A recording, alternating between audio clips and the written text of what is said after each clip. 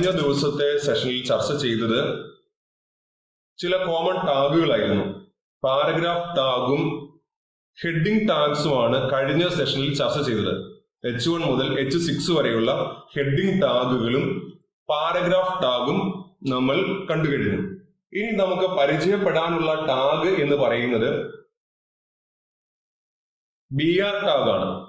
BR എന്ന് പറയുന്ന tag നമ്മളുടെ വെബ് പേജിൽ ലൈൻ ബ്രേക്ക് ക്രിയേറ്റ് ചെയ്യാൻ വേണ്ടിയാണ്. The purpose of BR element is that it creates a line break within a block of text in a web page. നമ്മുടെ web പേജിൽ കുറച്ച് text matters type ചെയ്യുമ്പോൾ അവിടെ ലൈൻ ബ്രേക്ക് വരുത്താൻ വേണ്ടിയാണ് നമ്മൾ എന്ത് ചെയ്യുന്നത്? BR എന്ന് പറയുന്ന ടാഗ് യൂസ് ചെയ്യുന്നത്. The BR tag is used to break the current line of text and continue from the beginning of the next line. നമ്മളൊരു സ്റ്റേറ്റ്മെന്റ് എഴുതി വരുമ്പോൾ അതിന്റെ അവസാനം ഒരു BR ടാഗ് കൊടുത്താൽ ബാക്കി കാര്യങ്ങളൊക്കെ അടുത്ത ലൈനിലായിരിക്കും പിന്നീട് സ്ക്രീനിൽ ഡിസ്പ്ലേ ആയിട്ട് വരിക. അതിനെയാണ് ലൈൻ ബ്രേക്ക് എന്ന് പറയുക. Okay, the BR tag is an empty tag. BR എന്ന് പറയുന്ന ഒരു എംപ്റ്റി ടാഗ് ആണ്. അതുകൊണ്ട് തന്നെ അതിന് ക്ലോസിംഗ് ടാഗ് കൊടുക്കേണ്ട ആവശ്യമില്ല. നമുക്ക് ഈ ടാഗ് എങ്ങനെയാണ് വർക്ക് ചെയ്യുന്നത് എന്ന് നോക്കാൻ വേണ്ടി നമ്മുടെ ജീനി എഡിറ്ററിലേക്ക് പോകാം. ജീനി എഡിറ്ററിനകത്ത് നാഷണൽ പ്ലെഡ്ജ് .html എന്നുള്ള പേരിൽ ഞാനൊരു ഫയല് തയ്യാറാക്കിയിട്ടുണ്ട്. ഇവിടെ ടെക്സ്റ്റ് ബുക്കിൽ തന്നിരിക്കുന്ന അതേ പ്രോഗ്രാം ആണ് കോപ്പി ചെയ്ത് വെച്ചിരിക്കുന്നത്. ബോഡി, അതിനൊപ്പം ഒരു ആട്രിബ്യൂട്ട് എഴുതി BG കളർ. അത് കഴിഞ്ഞിട്ട് ഹെഡിംഗ് ടാഗ് ഉപയോഗിച്ചിട്ടുണ്ട് H1. H1ന് അലൈൻ എന്നുള്ള ഒരു ആട്രിബ്യൂട്ട് കൊടുത്തു. അതിന്റെ വാല്യൂ സെന്റർ എന്ന് കൊടുത്തു. H1 എന്നത് ഒരു കണ്ടെയ്നർ ടാഗ് ആണ്. അതുകൊണ്ട് അവിടെ ക്ലോസിംഗ് ടാഗ് ഉണ്ട്. H1നും /H1നും ഇടയിലായിട്ട് അവർ നാഷണൽ പ്ലെഡ്ജ് എന്ന് ലേബൽ കൊടുത്തിട്ടുണ്ട്. ഇത് ഏറ്റവും ഉയർന്ന സൈസിൽ ഒരു ഹെഡിംഗ് ആയിട്ടാണ് അവിടെ വരിക. H1 എന്നതാണ് ഏറ്റവും ഉയർന്ന സൈസിൽ നമുക്ക് ടെക്സ്റ്റ് മാറ്റേഴ്സ് പ്രിന്റ് ചെയ്യുന്നത്. ഓക്കെ, അവർ നാഷണൽ പ്ലെഡ്ജ് എന്ന് അവിടെ എഴുതി ചേർത്തിട്ടുണ്ട്.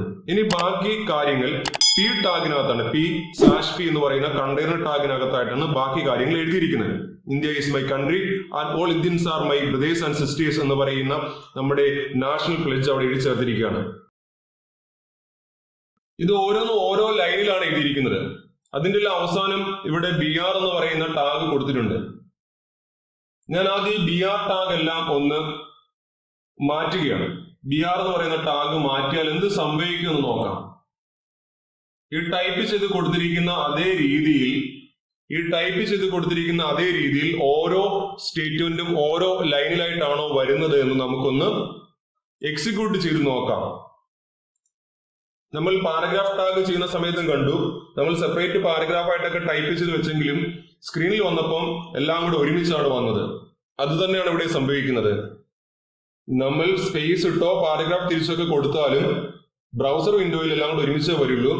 പാരഗ്രാഫ് തിരിക്കാനും ലൈൻ ബ്രേക്ക് തിരിക്കാനും ഒക്കെ നമ്മൾ സെപ്പറേറ്റ് ടാഗുകൾ യൂസ് ചെയ്യണം. ഓക്കെ,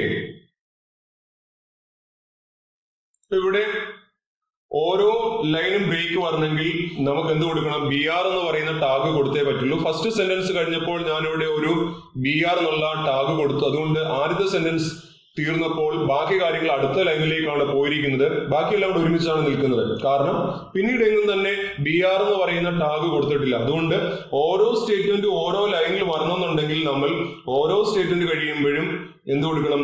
BR എന്ന് പറയുന്ന ടാഗ് അവിടെ കൊടുക്കണം. BR ടാഗ് കൊടുത്തെങ്കിൽ മാത്രമേ ഓരോ സ്റ്റേറ്റ്മെന്റും ഓരോരോ ലൈനിലായിട്ട് പ്രിന്റ് ചെയ്ത് വരികയുള്ളൂ. ഇപ്പം ഓരോ സ്റ്റേറ്റ്മെന്റിന്റെ അവസാനം BR എന്നുള്ള ടാഗ് കൊടുത്തു. നിങ്ങൾക്കിപ്പോൾ സ്ക്രീനിൽ കാണാം, നോക്കുക. ഓരോ സ്റ്റേറ്റ്മെന്റും ഓരോ ലൈനിലായിട്ടാണ് വന്നിരിക്കുന്നത്. ഇപ്പോൾ പാരഗ്രാഫ് ടാഗും BR ടാഗും ഒക്കെ കൊടുത്തെങ്കിലേ നമ്മൾ വെബ് പേജിൽ ഡിസ്പ്ലേ ചെയ്യാൻ ആഗ്രഹിക്കുന്ന ടെക്സ്റ്റ് മാറ്റേഴ്സ് ഇതേപോലെ സെപ്പറേറ്റ് പാരഗ്രാഫ് തിരിഞ്ഞോ അല്ലെങ്കിൽ ലൈൻ ബ്രേക്ക് ചെയ്തൊക്കെ ഡിസ്പ്ലേ ആകുള്ളൂ. ഓക്കെ, അപ്പം BR എന്ന് പറയുന്ന ടാഗിന്റെ ആവശ്യകത എന്താണെന്ന് മനസ്സിലായി കാണുമെന്ന് പ്രതീക്ഷിക്കുന്നു. ഓക്കെ, വീണ്ടും നമുക്ക് നമ്മുടെ പ്രസന്റേഷനകത്തേക്ക് പോകാം. നമ്മൾ ഇനി രണ്ടാമത് പരിചയപ്പെടാനുള്ള ടാഗ് എന്ന് പറയുന്നത് HR എന്ന് പറയുന്ന ടാഗാണ്. HR എന്ന് പറയുന്ന ടാഗ് ഉപയോഗിക്കുന്നത് ഹൊറിസോണ്ടൽ ലൈൻ ക്രിയേറ്റ് ചെയ്യാൻ വേണ്ടിയാണ്. To create a horizontal line, the HR tag is used for creating a horizontal line. This is also known as horizontal rule in HTML page. HTML പേജിലെ horizontal rule എന്നാണ് വിളിക്കപ്പെടുന്നത്. BR എന്ന് പറയുന്ന tag പോലെ the HR tag is also an empty tag and it does not require an end tag. ഇത് ഒരു empty tag ആണ്. BR എന്ന് പറയുന്നതും empty tag ആയിരുന്നു. HR എന്ന് പറയുന്നതും empty tag ആണ്. ഈ രണ്ട് ടാഗുകൾക്കും ക്ലോസിംഗ് ടാഗ് കൊടുക്കേണ്ട ആവശ്യമില്ല. നമുക്ക് വീണ്ടും ഇതിന്റെ ഒരു എക്സാമ്പിൾ നോക്കാം.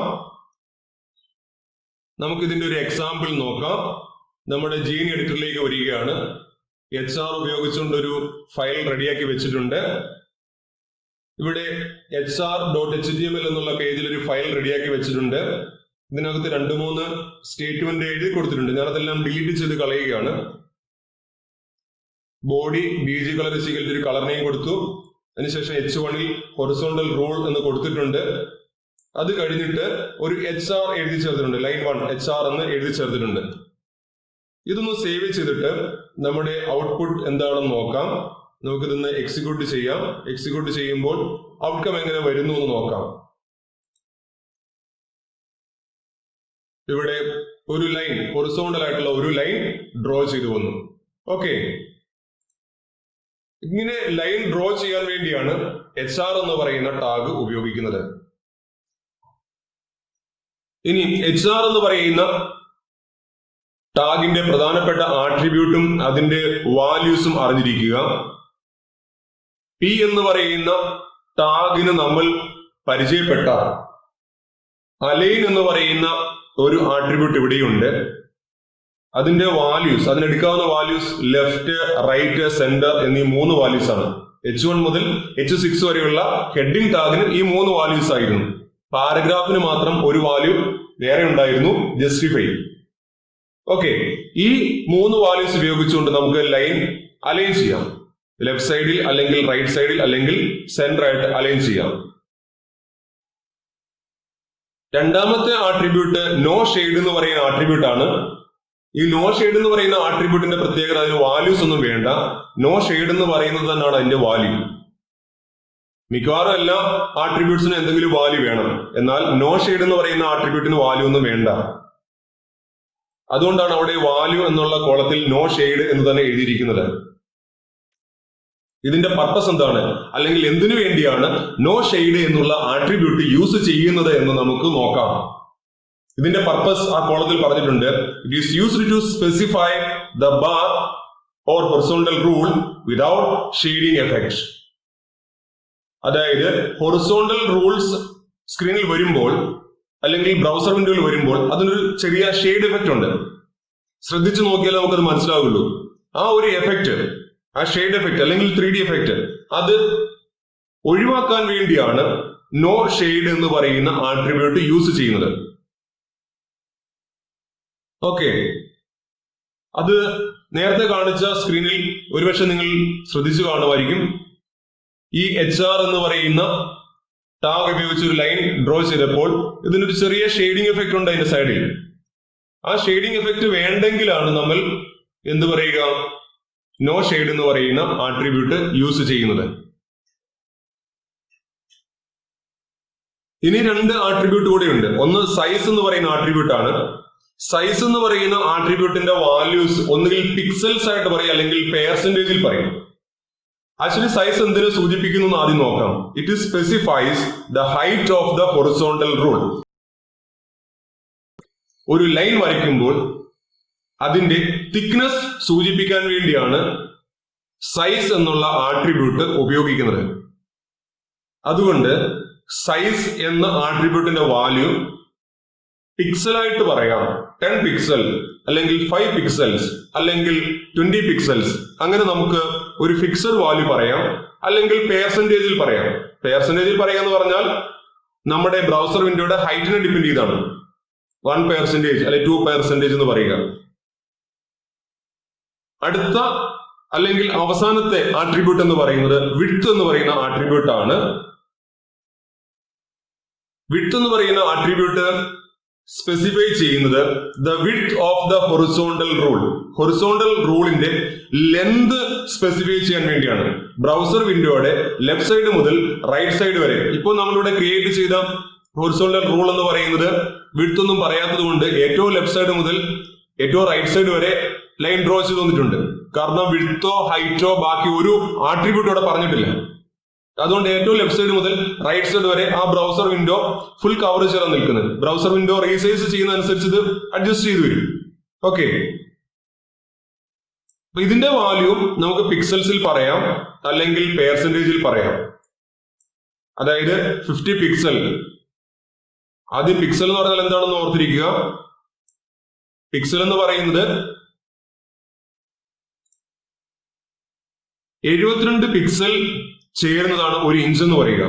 72 പിക്സൽ ചേരുന്നതാണ് ഒരു ഇഞ്ച്. ഒരു ഇഞ്ച് മാർക്ക് ചെയ്താൽ അതിനകത്ത് നമുക്ക് 72 പിക്സൽ പോയിന്റുകൾ മാർക്ക് ചെയ്യാൻ സാധിക്കും.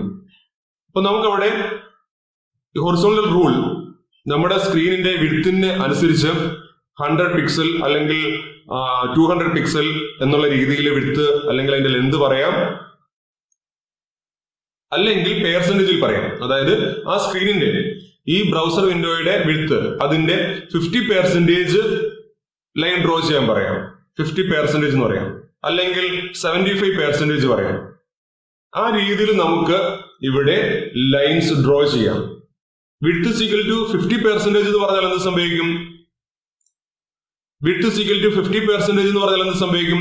ഇവിടെ നിന്ന് ഇവിടം വരെ ഇതിന് നേർ പകുതിക്കാണ് ലൈൻ ഡ്രോ ചെയ്യുക. ഇത് 100%ആണ്, 100% ആണിത്. 50% എന്ന് പറഞ്ഞാൽ പകുതി മാത്രമേ ലൈൻ ഡ്രോ ചെയ്ത് വരികയുള്ളൂ. ഓക്കെ, ആ രീതിയിലായിരിക്കും നമുക്ക് ഔട്ട്പുട്ട് കിട്ടുക. നമുക്കിനി ഒരു എക്സാമ്പിൾ നോക്കാം. ഇവിടെ XR ഉപയോഗിച്ചുകൊണ്ട് ഒരു എക്സാമ്പിൾ നേരത്തെ കാണിച്ചതാണ്. ഒരു ലൈൻ ഡ്രോ ചെയ്തിട്ടുണ്ട്, അതിന്റെ ഔട്ട്കം കണ്ടു. ഇനി നമുക്ക് മറ്റൊരു ലൈൻ ഡ്രോ ചെയ്യാം. HR അതിന്റെ വിഡ്ത്ത് എന്ന് പറഞ്ഞ പ്രോപ്പർട്ടി ഈക്വൽ ടു ഞാൻ 100 എന്നുള്ള ഫിക്സഡ് വാല്യൂ കൊടുക്കുകയാണ്. വിഡ്ത്ത് ഈക്വൽ ടു 100 കൊടുത്തു. നമുക്കതിനെ സേവ് ചെയ്യാം. സേവ് ചെയ്തിട്ട് ബ്രൗസർ വിൻഡോയിലേക്ക് നോക്കാം. ഇത് 100 പിക്സൽ പോയിന്റ് ആണ്. 72 പിക്സൽ പോയിന്റ് ഒരു ഇഞ്ചാണ്. ഒരു ഇഞ്ചിനേക്കാൾ അല്പം കൂടെ വലിപ്പമുണ്ട്. അത്ര ഒരു ലൈൻ ഡ്രോ ചെയ്ത് വന്നു. ഇനി HR വിഡ്ത്ത് ഈക്വൽ ടു അതിന്റെ പിക്സൽ പോയിന്റിൽ പറയാം, അല്ലെങ്കിൽ പെർസെന്റേജിൽ പറയാം. 50%. ഓക്കെ, ഉടൻ തന്നെ ബ്രൗസർ വിൻഡോ അപ്ഡേറ്റ് ചെയ്തു. ഈ സ്ക്രീനിന്റെ ഈ കാണുന്ന ബ്രൗസർ വിൻഡോയുടെ വിഡ്ത്തിന്റെ നേർപകുതിക്ക് ഒരു ലൈൻ ഡ്രോ ചെയ്ത് വന്നിരിക്കുകയാണ്. ഇനി അതിന്റെ അലൈൻ ആട്രിബ്യൂട്ട് കൊടുത്താൽ നമുക്ക് അതിനെ ലെഫ്റ്റ് സൈഡിലേക്ക് കൊണ്ടുവരാം. ലെഫ്റ്റിലേക്ക് കൊണ്ടുവരുമ്പോൾ ശരിക്കും നേർപകുതിയാണോ എന്ന് നമുക്ക് അറിയാൻ സാധിക്കും. Align is equal to left എന്ന് കൊടുത്തു. ഓക്കെ, ഇപ്പൊ നമുക്കത് മനസ്സിലാകുന്നുണ്ട്. 50% ലെന്തിലാണ് വന്നിരിക്കുന്നത്. സ്ക്രീനിന്റെ വിഡ്ത്തിന്റെ നേർപകുതിക്കാണ് അത് വന്നിരിക്കുന്നത്. അതുപോലെ ഇതിന് കളർ എന്ന് പറയുന്ന ഒരു ആട്രിബ്യൂട്ട് കൂടെ ഉണ്ട്. നേരത്തെ സൂചിപ്പിക്കാൻ വിട്ടുപോയതാണ്. കളർ ഇസ് ഈക്വൽ ടു, ഒരു കളറിനെയും നമുക്ക് പറയാം. Colour is equal to okay. അപ്പോ HR എന്ന് പറയുന്ന ടാഗ് ഉപയോഗിച്ചുകൊണ്ട് നമുക്ക് ലൈൻ ഡ്രോ ചെയ്യാൻ സാധിക്കും. HR എന്ന് മാത്രം എഴുതുമ്പോൾ അത് സ്ക്രീനിന്റെ വിഡ്ത്ത് 100% എടുക്കും. പിന്നീട് നമുക്ക് അതിന്റെ വിഡ്ത്ത് വേണമെങ്കിൽ അഡ്ജസ്റ്റ് ചെയ്യാം. ഒന്നുകിൽ ഒരു ഫിക്സഡ് വാല്യൂ പറയാം, അല്ലെങ്കിൽ പെർസെന്റേജിൽ വാല്യൂ പറയാം. അതിന്റെ അലൈൻ സെറ്റ് ചെയ്യാം, കളർ സെറ്റ് ചെയ്യാം. നമുക്കിനി അവിടെ അറിയാനുള്ള മറ്റൊരു ആട്രിബ്യൂട്ട് എന്ന് പറയുന്നത് നോ ഷെയ്ഡ് എന്ന് പറയുന്നതാണ്. HR നോ ഷെയ്ഡ് എന്ന് നമുക്ക് കൊടുക്കാം. No shade. അപ്പൊ അതിന് പ്രത്യേകിച്ച് വാല്യൂ ഒന്നും തന്നെ ഇല്ല. അതിന്റെ വിഡ്ത്ത് നമുക്ക് സെറ്റ് ചെയ്യാം. വിഡ്ത്ത് ഇസ് ഈക്വൽ ടു 50% എന്ന്, അല്ലെങ്കിൽ 250 എന്നൊരു ഫിക്സഡ് വാല്യൂ നമുക്ക് അവിടെ കൊടുക്കാം. അതിനുശേഷം നമുക്കിതൊന്ന് സേവ് ചെയ്യാം. BR കൊടുക്കുന്നത് പുതിയ ലൈൻ ഡ്രോ ചെയ്ത് വരണം എന്നുള്ളത് കൊണ്ടാണ് BR കൊടുത്തിരിക്കുന്നത്. ബ്രൗസർ വിൻഡോയിൽ ഇപ്പോൾ അവിടെ ഒരു ലൈൻ ഡ്രോ ചെയ്ത് വന്നിരിക്കുന്നത് കാണാം. സൈസ് എന്ന് പറയുന്ന ആട്രിബ്യൂട്ട് അതിന്റെ തിക്നെസ് പറയാൻ വേണ്ടിയാണ്, അതിന്റെ ഹൈറ്റ് പറയാൻ വേണ്ടിയാണ്. ഇവിടെ ഞാൻ 25 എന്നൊരു വാല്യൂ കൊടുക്കുകയാണ്. 25 എന്നൊരു വാല്യൂ കൊടുത്തപ്പോൾ അതിന്റെ ആ ലൈനിന്റെ വീതിക്ക് വ്യത്യാസം വന്നു, അതിന്റെ വിഡ്ത്തിന് വ്യത്യാസം വന്നു. ഇവിടെ വിഡ്ത്ത് എന്നുള്ളത് ലെന്ത്, ഇവിടെ വിഡ്ത്ത് എന്ന് പറഞ്ഞിരിക്കുന്നത് ആ ലൈനിന്റെ ലെന്ത് പറയാൻ വേണ്ടിയും സൈസ് എന്ന് പറയുന്നത് ലൈനിന്റെ വിഡ്ത്ത് സ്പെസിഫൈ ചെയ്യാൻ വേണ്ടിയാണ്. മറന്നു പോകരുത് ആ രണ്ട് ആട്രിബ്യൂട്ടുകൾ. ഓക്കെ, HR എന്ന് പറയുന്ന ആട്രിബ്യൂട്ട് ഉപയോഗിച്ചുകൊണ്ട് നമുക്ക് ലൈൻ ഡ്രോ ചെയ്യാം. വിഡ്ത്ത് എന്ന് പറയുന്ന ആട്രിബ്യൂട്ട് ലൈനിന്റെ ലെന്ത് സ്പെസിഫൈ ചെയ്യാൻ വേണ്ടി, സൈസ് എന്ന് പറയുന്ന ആട്രിബ്യൂട്ട് ലൈനിന്റെ വിഡ്ത്ത് സ്പെസിഫൈ ചെയ്യാൻ അല്ലെങ്കിൽ തിക്നെസ് സ്പെസിഫൈ ചെയ്യാൻ വേണ്ടി, അലൈൻ ആട്രിബ്യൂട്ട് അലൈൻ ചെയ്യിക്കാൻ വേണ്ടി, ലെഫ്റ്റ് അല്ലെങ്കിൽ റൈറ്റ് അല്ലെങ്കിൽ സെന്റർ അലൈൻ ചെയ്യിക്കാൻ വേണ്ടി, കളർ എന്ന് പറയുന്ന ആട്രിബ്യൂട്ട് നമ്മുടെ ലൈനിന്റെ കളർ സ്പെസിഫൈ ചെയ്യാൻ വേണ്ടി. ഓക്കെ, ഈ പറഞ്ഞ കാര്യങ്ങൾ മനസ്സിലായി കാണുമെന്ന് കരുതുന്നു.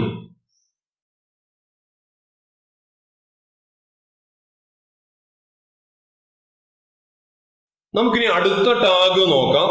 അടുത്ത ടാഗ് സെന്റർ എന്ന് പറയുന്ന ടാഗാണ്. നമ്മൾ ഒരു പേജിൽ തയ്യാറാക്കുന്ന കാര്യങ്ങൾ സെൻട്രലൈസ് ചെയ്ത് വരണമെങ്കിൽ നമുക്ക് ഉപയോഗിക്കാവുന്ന ടാഗാണ് സെന്റർ എന്ന് പറയുന്ന ടാഗ്. നേരത്തെ പാരഗ്രാഫ് ടാഗ് കണ്ടിരുന്നു. പാരഗ്രാഫ് ടാഗിന്റെ അലൈൻ ആട്രിബ്യൂട്ടിന് സെന്റർ എന്ന് പറയുന്ന വാല്യൂ കൊടുത്താൽ എന്താണോ സംഭവിക്കുന്നത് അത് തന്നെയാണ് സെന്റർ ടാഗ് കൊണ്ട് ഉദ്ദേശിക്കുന്നത്. P align is equal to centre എന്ന് കൊടുക്കുന്നതിന് തുല്യമായ എഫക്റ്റ് ആണ് സെന്റർ എന്ന് പറയുന്ന ടാഗ് കൊണ്ട് നമുക്ക് കിട്ടുന്നത്. The center tag brings the content to the center of a web page. Centre tag കണ്ടന്റുകളെ വെബ് പേജിലേക്ക് സെൻട്രലൈസ് ചെയ്ത് കൊണ്ടുവരും. The content may be text, image, table etcetera. അത് ടെക്സ്റ്റ് മാറ്റേഴ്സോ ഇമേജോ വീഡിയോസോ ടേബിൾസ് ഏതും ആകാം. അതിനെല്ലാം നമുക്ക് നമ്മുടെ വെബ് പേജിലേക്ക് സെൻട്രലൈസ് ചെയ്യാൻ വേണ്ടി സെന്റർ എന്ന് പറയുന്ന ടാഗ് സഹായിക്കും. Okay, this is a container tag and the content enclosed between center and slash center tag pair will be centered in the browser window. ഇതൊരു കണ്ടെയ്നർ ടാഗ് ആണ്. സെന്റർ എന്നും slash centre എന്നും പറയുന്ന tag പെയറിനുള്ളിൽ കൊടുക്കുന്ന കാര്യങ്ങളെല്ലാം തന്നെ web പേജിനകത്ത് centralise ചെയ്തായിരിക്കും വരിക. പിന്നീട് ഒരു പ്രത്യേകത, there is no attribute for this tag. ഇതൊരു കണ്ടെയ്നർ ടാഗ് ആണ്, എന്നാൽ ഇതിന് പ്രത്യേകിച്ച് ആട്രിബ്യൂട്ട് ഒന്നും തന്നെ ഇല്ല. ഈ സെന്റർ എന്ന് പറയുന്ന tag P align is equal to centre എന്ന് പറയുന്ന ടാഗിന് തുല്യമായ ടാഗാണ്. ഓക്കെ, നമുക്കൊരു എക്സാമ്പിൾ നോക്കാം. ഇപ്പോ നേരത്തെ ചെയ്ത ഒരു പേജാണ് paragraph.html എന്ന് പറയുന്നത്. ഇവിടെ മൂന്നാമത്തെ പാരഗ്രാഫ്, ഇതിന്റെ ഔട്ട്പുട്ട് വരുന്നത് എങ്ങനെയാണെന്ന് നമുക്ക് ആദ്യം സ്ക്രീനിൽ നോക്കാം.